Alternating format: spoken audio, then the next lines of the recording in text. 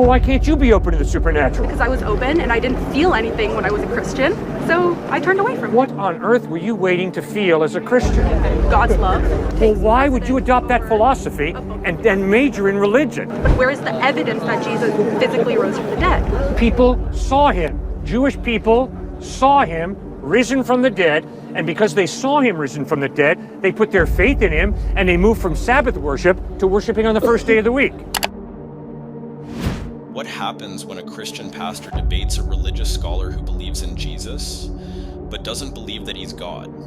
In this powerful debate, Cliffe faces off with an atheist religious expert who agrees Jesus lived, but rejects that he was divine. Leave your thoughts in the comments below and enjoy the video. While I can believe that Jesus was an existing human being, Right. I don't believe that he is a God. Okay, why? Because I don't believe that what he might or might not have done was supernatural. But if he rose from the dead, wouldn't you call that supernatural? I don't believe he rose from the dead. Okay, why? You're a religious studies major, so what do you believe about Jesus? I believe he was a historical figure. Why? Because I'm going to grant you the assumption that everything in the Bible is true. Well, if everything in the Bible is true, the Bible records the resurrection of Christ. Okay, then even then, if I believe that, then I can believe in other miracles, but I still don't believe that that is like the one true religion, because it's about as convincing as other religions. Okay, what's so convincing about Islam? It's not. The same way Christianity is not.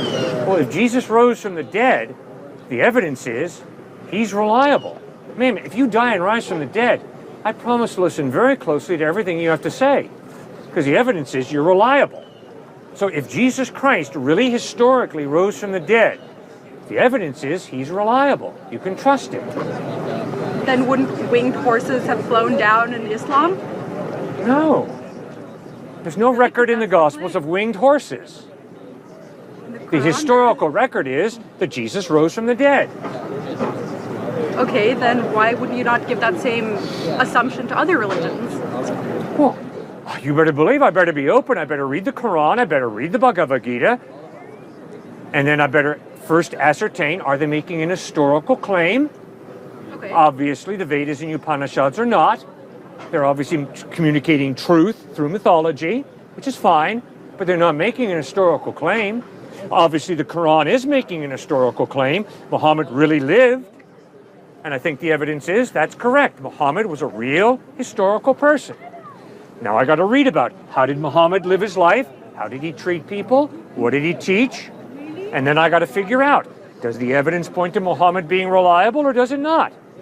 I got to do the same thing with the Gospels. I got to read about Jesus, how he treated people, what he taught, how he died, how he rose from the dead, and I got to decide, does the evidence point to Jesus being reliable or does it not? So what do you think? So you only believe in it through the process of elimination, like a multiple choice test?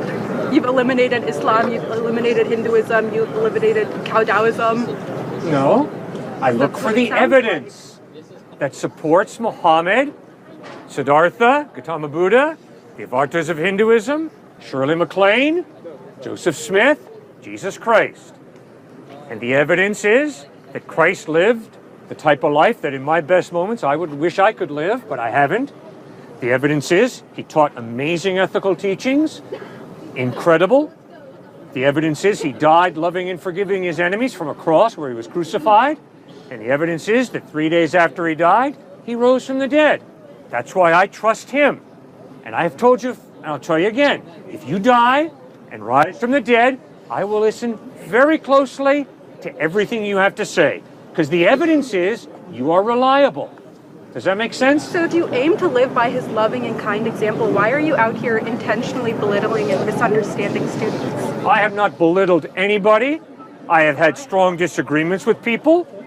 And in a liberal arts education, we believe in a free exchange of ideas, which means when we disagree, we go at it in terms of why do you believe what you believe? What's the evidence of what you believe? Now, if this man tells me he's an atheist, I respect him, I love him, but I'm going to ask him hard questions, the same way I hope he's going to ask me hard questions. I'm going to ask him, why are you an atheist? What's the evidence? And if I see the evidence is lacking for his atheism, I'm going to point that out. the same way I hope that he's going to ask me, well, Cliff, why do you believe in Jesus? What's your evidence? And if my evidence is lacking, I hope he's going to point that out to me. He's going to say, Cliff, that's irrational that you believe that Jesus rose from the dead. It's irrational. And I'm going to say, okay, fine. Why do you say it's irrational?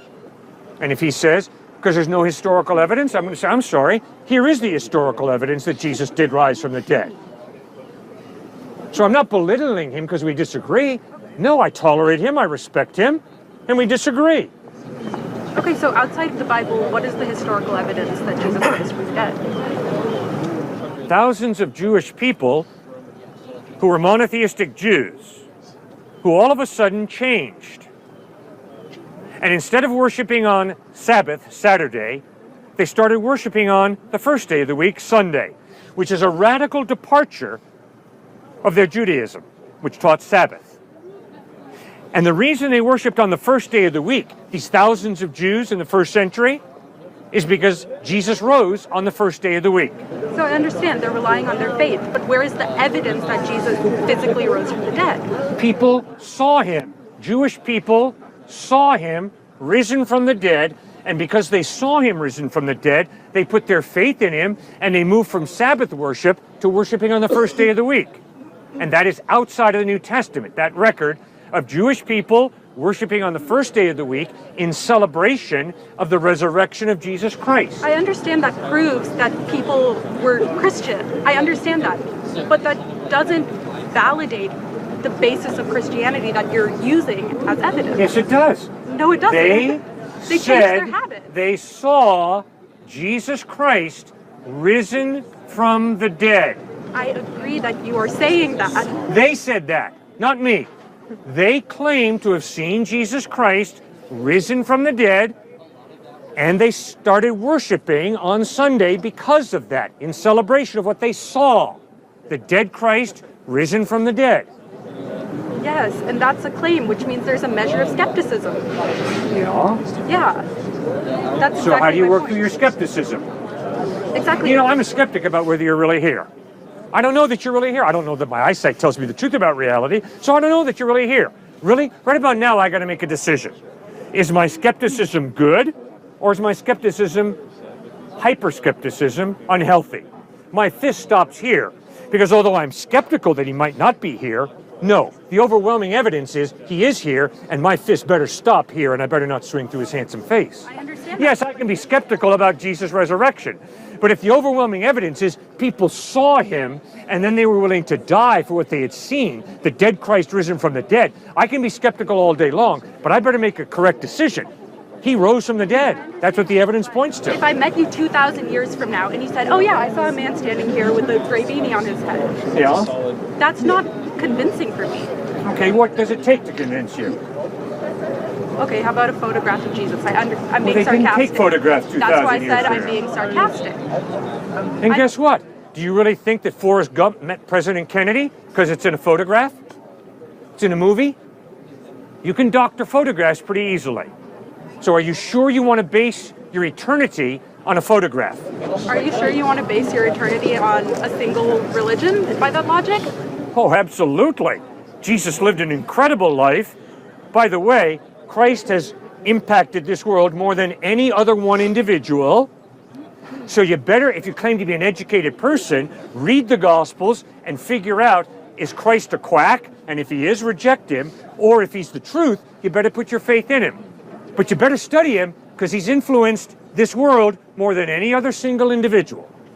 So if you claim to be an intellectual, if you claim to have a brain that's working, you owe it to yourself as a thinking person to read those Gospels.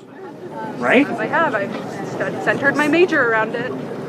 I'm paying. Good. Then why do you not believe in the resurrection of Christ? Because I don't believe in the supernatural. It's fantastic. It doesn't seem possible. That's not historical. That's a philosophical presupposition. Because you don't believe there's a supernatural God, therefore you believe miracles are impossible. Therefore the resurrection could not take place. That's not honest history. That's a philosophy of naturalism that limits all of reality to matter and energy. Exactly. Which takes Well, why would you adopt that philosophy and major in religion? Because, as you said, Christ has impacted this world in ways we cannot imagine. So even though I might not believe in Christ or believe in the book that you are touting, I still can see the impact on the people around me. This very discussion shows that there's something more important than a figure who may or may not have lived 2,000 years ago. I can still see the impact, and I can still see how that affects our environmental policy. Okay, good. So you're into a sociological study of a phenomenon called Christianity. Exactly. Well, but if you're honest with yourself, you've got to acknowledge that Christianity is not a sociological phenomenon based on a feeling. It's a sociological phenomenon based on an historical claim that Jesus lived, taught, died, and rose from the dead.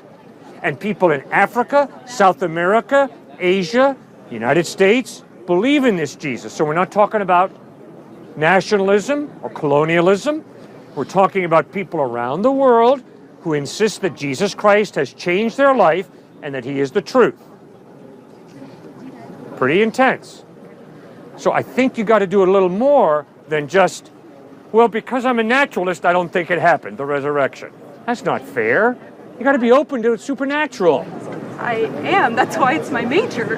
No, Because you're I not. You search said you don't believe in the supernatural. Yes, and I can still search for what other people find spiritual or meaningful. Well, why can't you be open to the supernatural? Because I was open and I didn't feel anything when I was a Christian, so I turned away from it. What on earth were you waiting to feel as a Christian?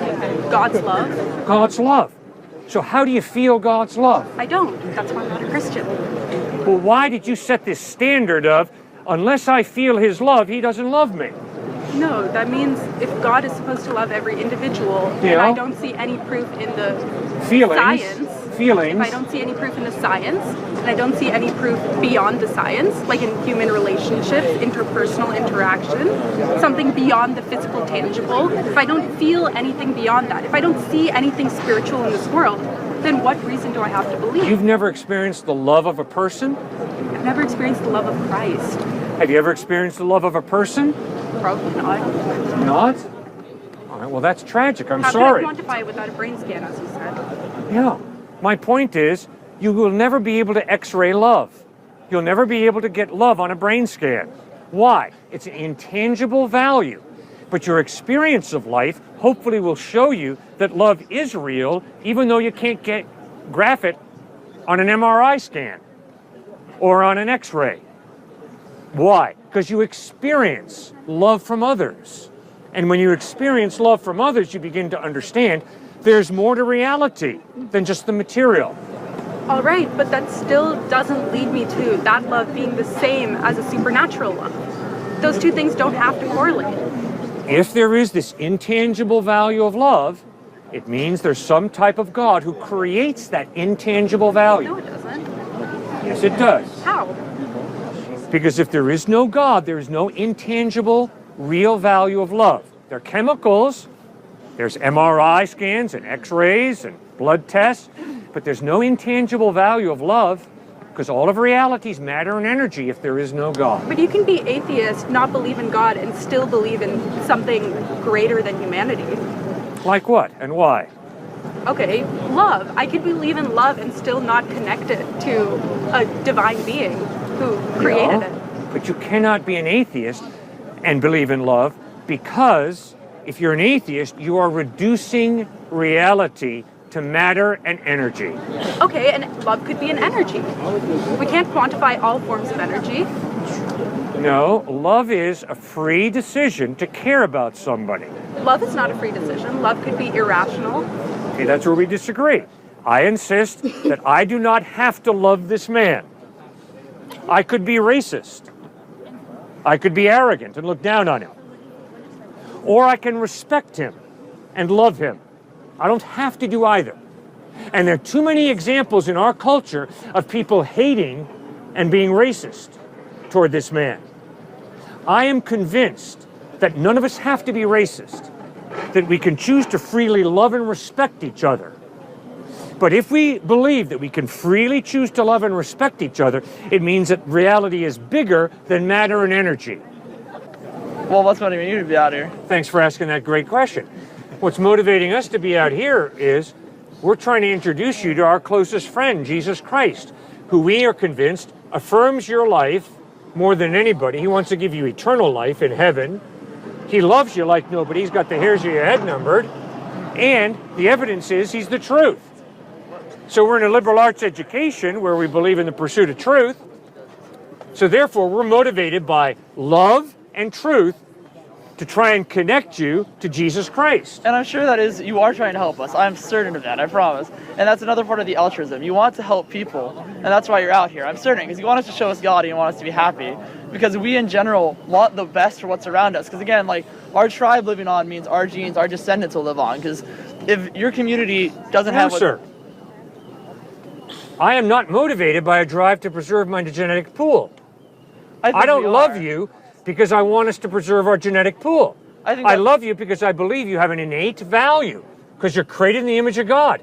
I love you because I'm convinced that God created us for a purpose, to love each other. I think that your needs and wants, I think our psychological needs is what drive us. Because if you believe in a God, what you make makes perfect sense. Because you think we have like outside things other than just our physical forces. So it's hard to argue this argument whenever you believe those exist. But if you don't believe in a God, then you have no reason to believe you have outside forces. Yeah, what else is supposed to drive you other than your psychological forces? Right. So it's hard to talk about this without being on the same basis of whether or not God exists. Boy, all right, so fine. So you can go home, but you got to remember, there were two guys out here who claimed to love you, who claimed that Jesus loves you, and who wanted to introduce you to the one who created you and who loves you. Now, we could be lying through our teeth. Maybe someone's paying us a lot of money to stand out here. You could believe that if you want to. It's false. I can promise you nobody's paying us a lot of money to stand out here. But what you've got to deal with is two guys say that they love you and that they want to introduce you to their closest friend, Jesus Christ.